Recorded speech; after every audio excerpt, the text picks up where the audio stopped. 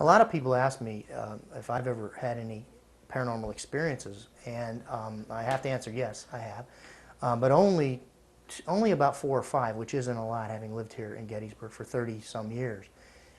But only 2 of those were actual visuals, which I actually saw an apparition. One night, I was going back to my house, and it had rained, but it had stopped raining, and my house is on Carlisle Street, which is on the site where the Confederate troops drove the Union troops from their positions on Barlow's Knoll. So in other words, through that area and through the fields behind my house, which are pristine, virtually the way they looked at the time of the battle, there was a great deal of panic, a great feel of victory by the Confederates as they chased these Union troops down and through the area. Many of them were shot down and killed right where my house sits. And I was driving back into the back alley there behind my house, and I came just over the little hill and looked down and saw a form down there in a misty, ropey type substance that had sort of a blue, kind of a blue glow inside of it. And your mind tries to explain things. The first thing I thought was, oh, it's a dog. And then my vision told me, no, it's too big. My mind said, well, then it's a deer. My vision said, no, it's upright, it's tall. My mind then said, it's a prowler. In other words, I recognized it as a human form that last time. So I stepped on the gas in my van and headed right towards it. As I moved towards it rapidly, it began to move, and it moved across the alley like this. I couldn't see any legs or anything, but it was about the height of a man, and into a little area which was a cul-de-sac formed by my neighbor's garage, my garage, and my 6-foot fence. I pulled in right behind it, and there was nothing. My light in my backyard, which is activated by motion, did not go on. My dog did not bark at an intruder.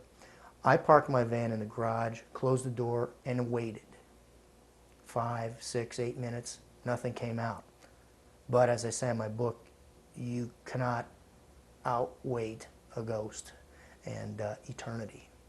The letters that I have received over the last 10 years since I wrote the very first Ghosts of Gettysburg book, I believe have maintained a seriousness throughout. People who have had an experience of the paranormal, it in a way kind of changes their life. They will never look at things quite the same again.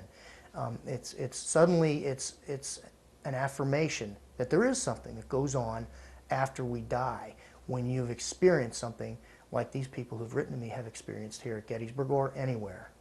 Some people have said that these spirits or ghosts are actually demons sent here to confuse us, and I disagree with that. If they are demons, they're pretty impotent demons. They haven't done a whole lot of the nearly almost 500 stories I've collected about the battle and other battlefields. Only 2 are malevolent spirits where they actually tried to harm someone. The rest of the spirits seem just want to be recognized or seen. I mean, after 100-some years, it's just nice to be noticed, I guess. Many of them are playful. They'll move things around. As far as harm coming from them, I don't think people have much to fear. As far as finding the spirits here at Gettysburg, that's a good question, and I wish they would publish a schedule when they're going to show up and where they're going to show up, because we could probably take a lot of people out there and make them real happy. We don't know when it's going to happen and when it isn't.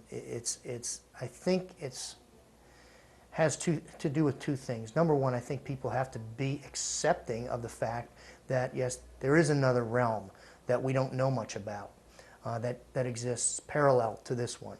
If you're accepting of that, chances are you're going to probably find yourself in a situation where you're going to see or experience or hear the paranormal. But also keep in mind, if indeed there is a paranormal entity, there are paranormal entities out there, it's kind of up to them too. You know, they have to make a decision to reveal themselves to us. West Confederate Avenue is the avenue that runs along the spine of Seminary Ridge, the southern section south of where the Lutheran Theological Seminary is.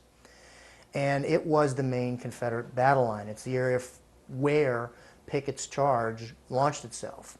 And it's also further south, the area where Longstreet's men attacked on the day before, on July 2nd, attacked the Round Tops.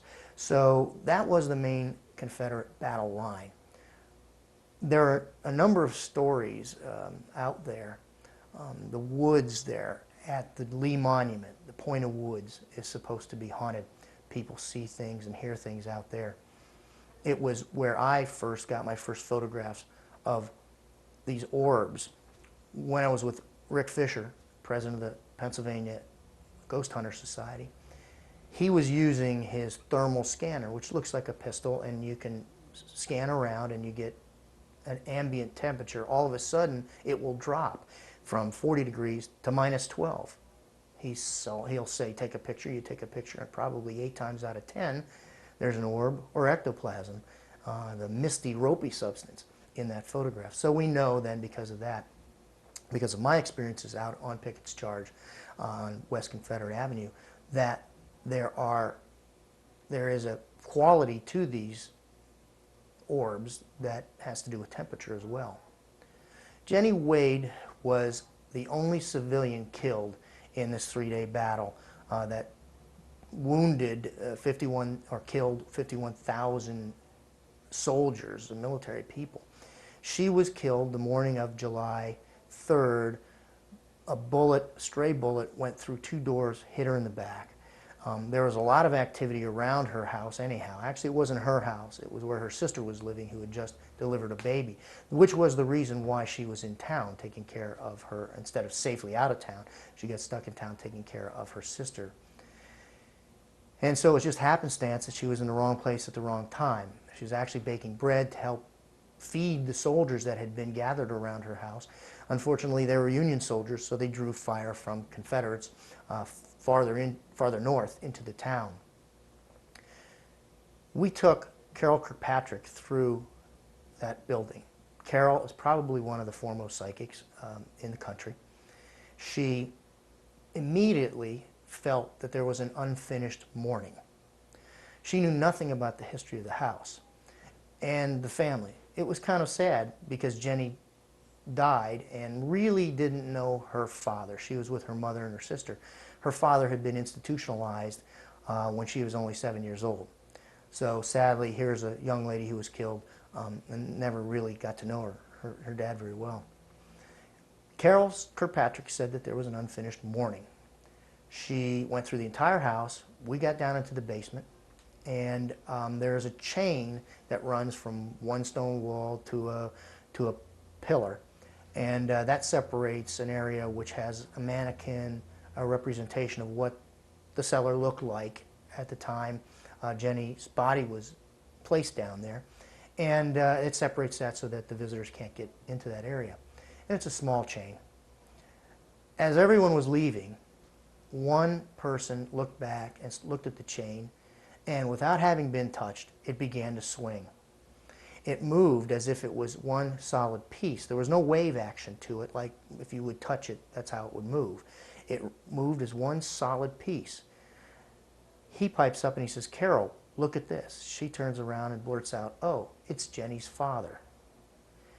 He was the one she felt didn't have time to mourn. That was the unfinished mourning that she had felt going through the house. She didn't realize that, sure enough, Jennie's father at the time of her death was incarcerated. He probably heard, he knew about this huge battle because he was out at the almshouse on the battlefield, basically.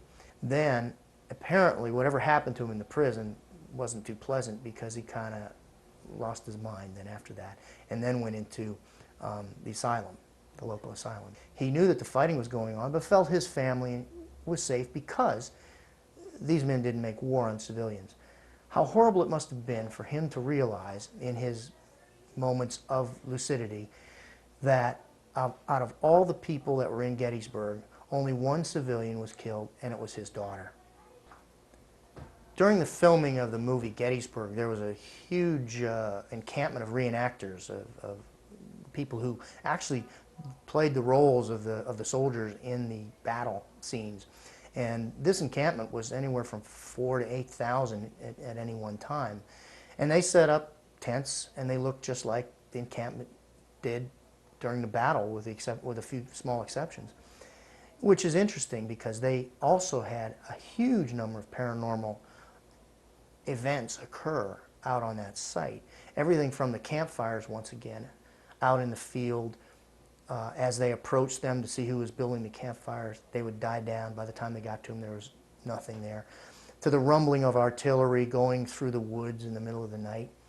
A couple of the stories that are really interesting, and I think these prove a point, which we'll get to in a minute. A couple of the stories are very interesting. One, for example, is of a guard who was out there, and it was late at night, 2 in the morning, and he's supposed to stop everybody. You're supposed to have a pass to get into the encampment. Up rides a Confederate officer, complete with all the regalia and the uniform and everything on the horse. And the fellow gets out of his little cubicle, and he says, "I'm sorry, I have to see your pass, please." And the Confederate just looked at him in kind of a strange way, disappeared.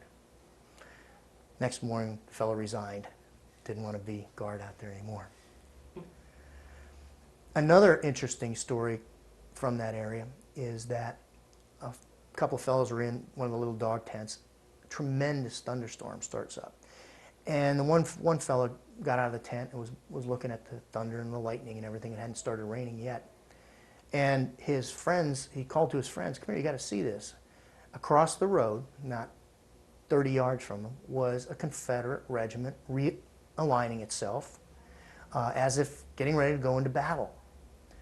And they thought they were crazy, because here are these guys with their nails on the bottom of their shoes and soaking wet, and with bayonets fixed, basically very, very efficient lightning rods standing out there. And the lightning's flashing all about them, getting ready to advance into the battle.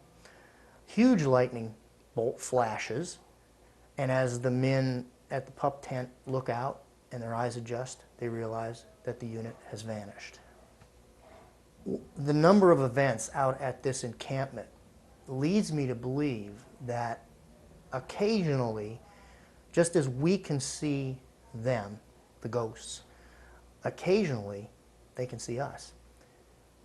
When they're in a situation where they see all these reenactors encamped, suddenly they must feel very comfortable and walk right in among them.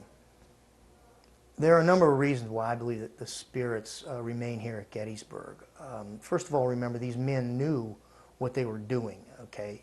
They were in the Army. They'd been in battles before. They saw men killed. They knew what it was like to be killed in battle by a mini ball or by a canister coming from cannons.